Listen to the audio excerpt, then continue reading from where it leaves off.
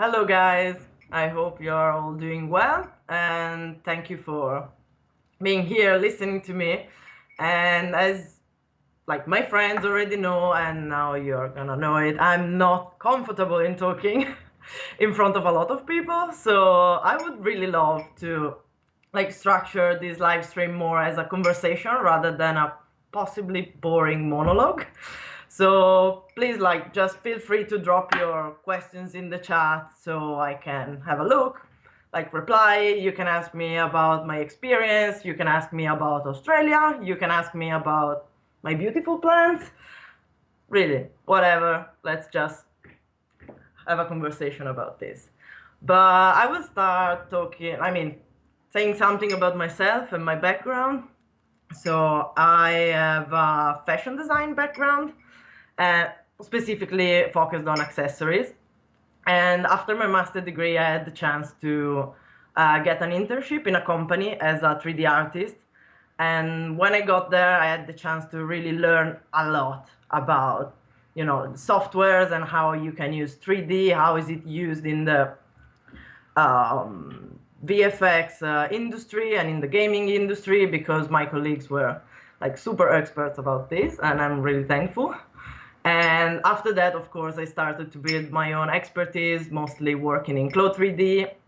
And I have to say that a new world opened to me when you realize that you can create a lot of interesting and new stuff using 3D without caring too much about sustainability and leftovers, because that's something that always has been a key point of my project and of my design experience. So I've seen, of course, how much waste there is, and I've already spoken about this in my previous stream with Nicole, so we're both on the same page regarding this waste problem in the fashion industry. So I've always thought that I would love to find a way to do, to express my creativity and create my project in a more sustainable way. And then 3D just came in and I fell in love with it. So I started digging into how to create realistic materials and digital studios and lighting and everything super technical and sometimes hard stuff, because there is a lot of work behind it, as it is in real life. Digital one, unfortunately, is not yet made just by computers. Otherwise, it would be, I would be unemployed, wouldn't be that convenient. But yeah, so I started this journey with 3D and learning a lot of things. And then I ended up moving to Australia. And I started my freelancer career. So with all the pros and cons that it may have, as you can see, this is my studio, AKA my room, because I've never had the chance to find a studio, or never had the will to find a studio, to be honest, because I'm lucky enough to have enough space here. So working from home is really my dimension, I guess. Pretty relaxed, just talking with people, dealing with clients. Sometimes it's fun, sometimes it's not, but that's how freelance life is. And it's great. I've been connected with a lot of other professionals in my same field. And I think it's the best thing, just to connect with peers and exchange ideas and finding out 1,000 new ways to do what you're doing, and, comparing each other workflow. And in all these contacts, the Helsinki Fashion Week came in, and I terribly regretted about saying yes when I found out I had to do a live stream by myself. But, I guess it's worth the effort, I hope. And just kidding, of course. And it has been a great experience because I had the chance to, get to know even more 3D designers, because we're all all over the globe. So sometimes for me in particular, which I live at least 8 hours in front, ahead of everybody else in Europe, has been great to connect with new people and starting new conversation also with my pair designer Nicole.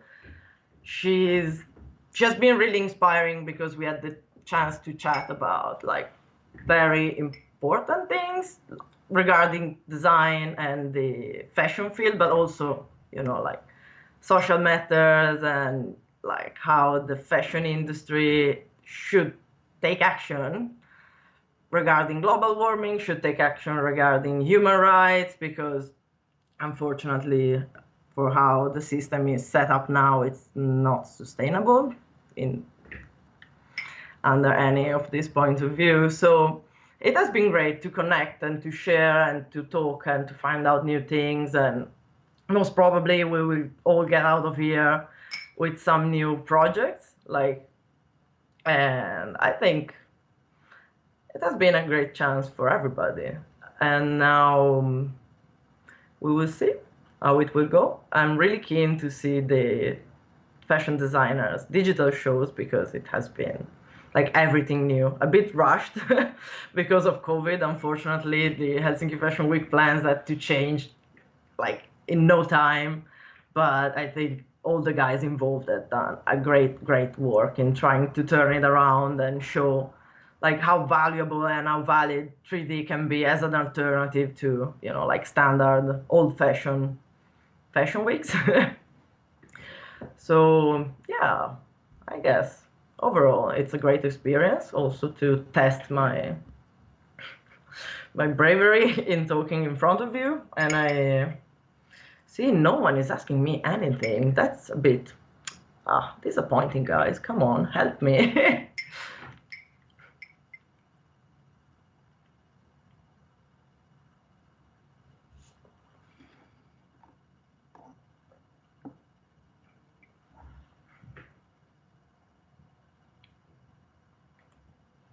Or maybe not. Not. And yeah, so what can I talk about? I am pretty sure you've all seen the new. Oh yeah, a question came in. Okay, I'm gonna stop and keep it for later. Are there any limits to your creativity in 3D fashion? I mean, materials or their costs are not the limit, for example. No, but your workstation is a limit to what you can achieve. I figured, because of course, like in real life, you need to consider the limits given by material properties and what you can actually, work in your timeline or with the manufacturing and all these technical aspects. And in the digital world is kind of the same. So like the limits are just given by your expertise, which is something that of course you're gonna build with time. So at the beginning may be a bit frustrating to just crash your head on your keyboard when the software doesn't work, and then you realize it doesn't work because you don't know how to make it work. And so yeah, like the first big limit is just the wall you find in front of yourself while learning a new software. Like right now I've just started like trying to learn something about motion design, and it's crazy. I mean, I'm starting all over again with a completely new topic, so I'm just at the start, and it's hard, but I think the challenge is always stimulating because it's there and you will learn to use it, and one day you will be super satisfied about the results. So it takes time and it's not impossible, but one big problem is that for, to be able to work on complex files and on, like amazing projects, you also need a lot of power, like physically power, like a workstation power. And I've been lucky enough to like be able to afford a powerful one, but I know not everybody, most of all like students or new freelancers, cannot spend maybe 3 or 4K euros in a new powerful workstation. And that's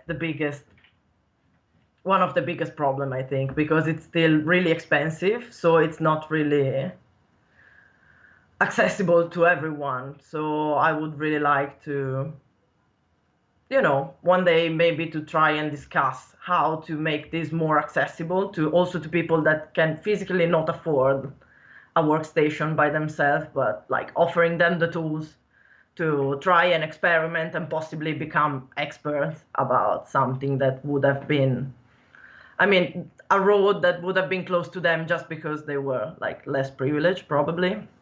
But this is a really big topic to talk about, I guess. And yeah, I have another screen there. I'm not crazy. I'm reading the questions you're sending. So, oh.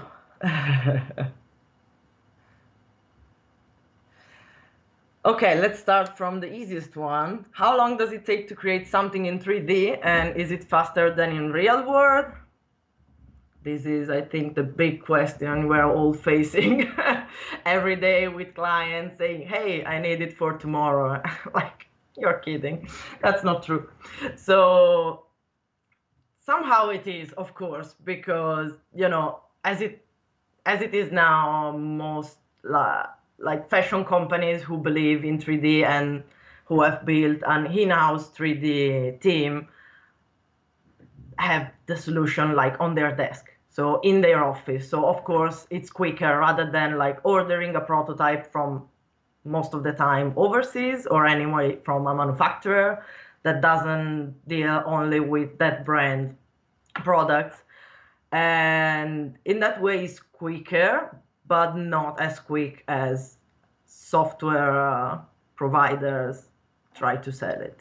Because of course the interest is probably to sell the software, which is great, but sometimes I find all the, like the talk around 3D being super quick and super efficient and with amazing results a bit superficial, because anyway, to get like high quality results and like a professional outcome, and also something which is actually valuable for a brand or for a designer, so it can be used for many different purposes, for the collection development or for, a digital runway, a digital showroom, or an e-commerce. It has to be like a good quality product, and if you do it fast, as everything else, probably the quality is not going to be great. So it depends a bit on what you're trying to achieve, but generally, as everything else in life, if you want to be like on a high level, it takes time. So yeah.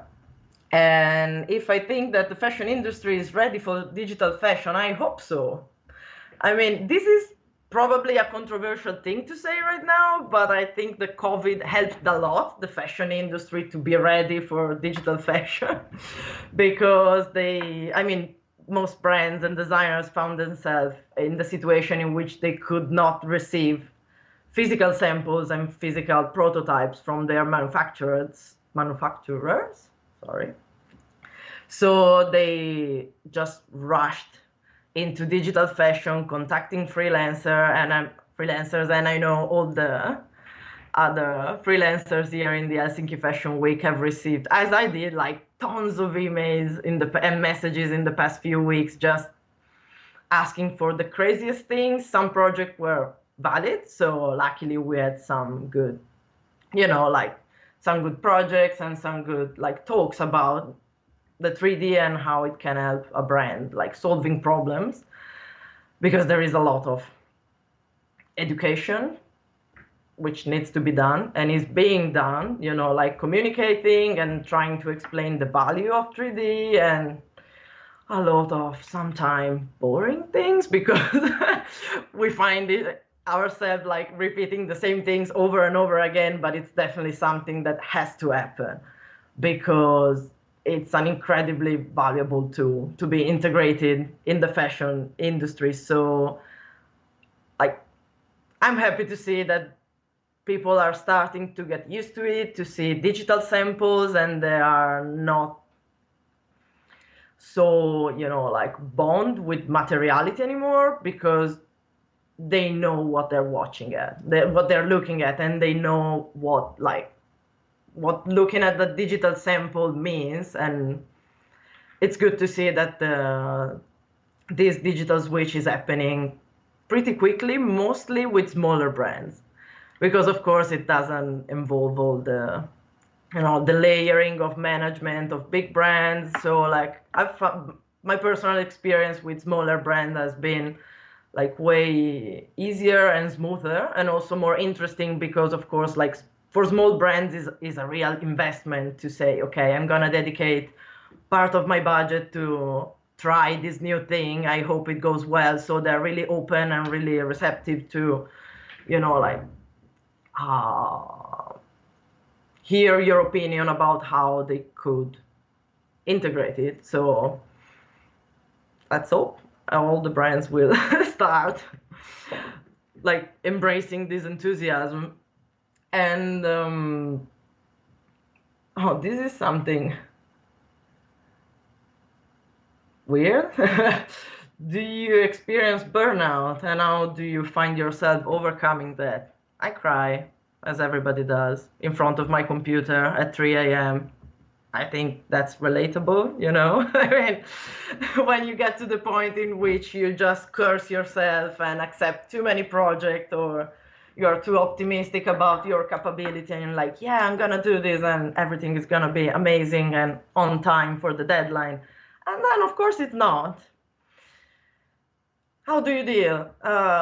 You get through it, as you do with everything else related to work, of course. I'm not talking about personal life because I wouldn't go in there right now, but it's just you're stressed, you're spending maybe 10 or 12 hours in front of your computer doing something which feels frustrating, which doesn't feel satisfying after a certain point, because if you're really like extremely stressed and extremely overwhelmed by the amount of work you have to do, it's not pleasant.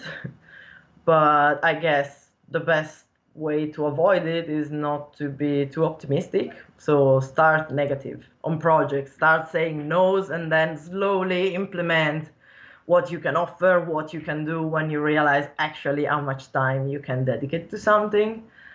And also I've found really, really, really, really useful, like, to avoid working during weekends as much as possible. I mean, unless it's like the most urgent project on the earth, I'm never gonna work during weekends. I'm just gonna turn off my computer and do something else, go out, be with my friends, be with my husband, going around. If it wasn't for the lockdown, I would have done even in these weeks. Pretty unfair, right? So yeah, and also connecting with peers. It's really nice, like keeping a network, not just for, I mean, because usually when you connect with people in your same industry, you always end up talking about work at the beginning, but after a while you kind of become, I don't know if friends is a fair word, because you just know each other over a chat or over like a video call or something. But anyway, it's good to share even just a few stupid memes with you with your peers online, or just having a video call while you work, so someone can actually see you crying in front of your computer, and you can get comforted from a person on the other side of the world which is experiencing the same thing. So yeah, I mean, this is my way of coping with burnout, but I guess everybody has his own method. And also, yeah, let's see. Oh, some questions have come in.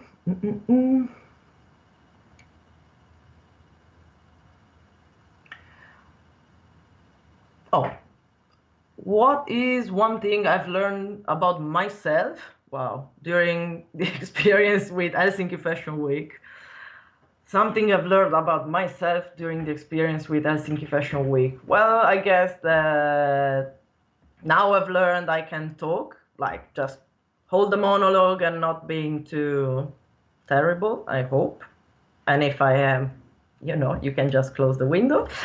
And no, but this is a joke, of course. I've learned how to, I mean, it's a different, how to say, It's a different thing because, of course, like Helsinki Fashion Week has been an hybrid between like a commission project and a purely like personal and creative one. So I found out that the mix of the two is a really pleasant situation to work with. And I think this should be something that we should push a little bit more also with commercial clients. So not just being considered as machines, but like make our voice heard and being loud about maybe having a, like making your opinion count when you work with someone else. And like in the case of Helsinki Fashion Week, of course, it has been easy because we were all like super enthusiastic about being part of this event and to get in contact with each other, to find out different, like backgrounds and concept ideas, how different people with different brands do like create their collection or their digital like visuals. And it has been great, but yeah, I think generally the digital fashion world should be a little bit more relaxed. Dare to say the fashion world should be a little bit more relaxed and less, always a bit stiff with people, because in the end we're all working in this, so why being rude to each other when we can just create a nice like working environment in which we can talk and share and discuss. Of course, it's not always easy or smooth, but that's something really interesting that came out, just like being all around the world and being able to connect at 10 p.m. on Skype and have the update call on a Friday night. It was weird, but in the end, if you are glad to see and to hear the opinion of the people you are talking with, is also a good point. So yeah. And the last one, someone is asking me, are you a LGBTQ dash? I'm not aware of the last letters. Maybe I'm ignorant. Maybe this is a bit of a joke because it's funny. I don't know if it's really funny. Activist? Or where is that outlook coming from? I am not sure what you mean for outlook. If you mean my look, I think I'm pretty stylish, or maybe I'm just wearing my pajama with some accessories and you will never know. But activist, yeah, I would say I'm actively supporting the LGBTQ plus community because, I mean, would be, seriously, there is still people not supporting that, like listening to this conversation or not being actively fighting for having equal rights. I'm not really sure about this question, but yeah, I am, of course, like fighting for equality for LGBTQ people, for trying to eradicate racism from our society, ableism, sexism, and a lot of other things, because it's 2020 and I'm still extremely disappointed about the fact that we have to fight for these things. It's crazy. It's just, I don't know, archaic. And well, guys, thank you so much for the questions. They have been easier or harder, like the latest one, but that's all right. I think that's the game here. So I wish you a lovely day. I will finish my tea. That is maybe beer in a mug, but you will never know, as the pajama thing. And I hope you will get in touch. I mean, if you want to ask me anything more, I'm pretty sure you are good stalkers over Instagram. You will find me in the Helsinki Fashion Week profile. And I would love to, keep the conversation going. Thank you so much and have a lovely day. See you.